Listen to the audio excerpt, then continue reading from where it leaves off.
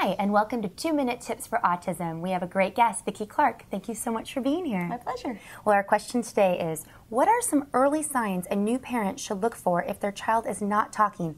And when and what age should they have a speech language pathologist evaluate? Well, I think we have to understand a little bit about typical language development.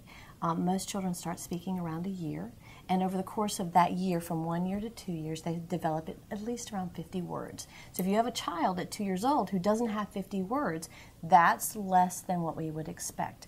Around 2, they start putting words together. So as a 2 to 3 year old should be making phrases. If your child's not doing those things, it's a good idea to go ahead and see a speech pathologist. They can do a screening. There's nothing negative to seeing a speech pathologist. They can do a 15-20-minute screening to see where your child is functioning and see if further evaluation is warranted.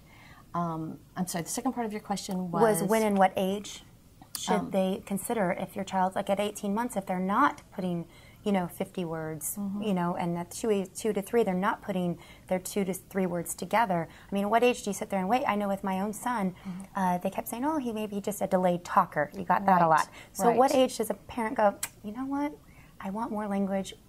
When do I go do that? Right. Well, I think if your child's not hitting those developmental milestones, there is no reason not to go seek out some help from a speech pathologist. Doctors have lots of knowledge, obviously, but their specialization is not in speech and language. So a lot of doctors tend to wait to say, it's okay, we'll just wait a little bit. They don't want to alarm families. There is nothing negative to doing speech therapy, nothing. So it is only going to help. It's absolutely not going to hurt. So I would say as soon as you have concerns, call a speech pathologist. Wonderful. Thank you so much. And thank you guys for watching 2-Minute Tips for Autism. Until next time. Bye.